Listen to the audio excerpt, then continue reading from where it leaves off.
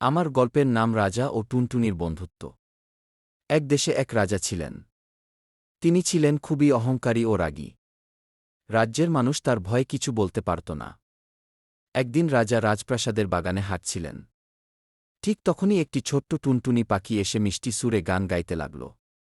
রাজার কানে গানটা খুবই খারাপ লাগল। তিনি রেগে গিয়ে বললেন, এই ছোট্ট পাখি, তুমি কি করে আমার সামনে গান গাও?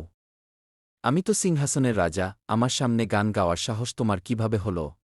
টুনটুনি ভয় পেল না। সে হেসে বলল, মহারাজ, আপনি রাজ্যের রাজা আর আমি আকাশের রানী।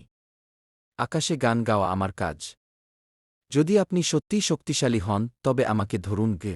রাজা অবাক হয়ে গেলেন। ছোট্ট পাখিটাকে ধরার জন্য সৈন্য পাঠালেন। কিন্তু টুনটুনি ডানা মেলে উড়ে গেল।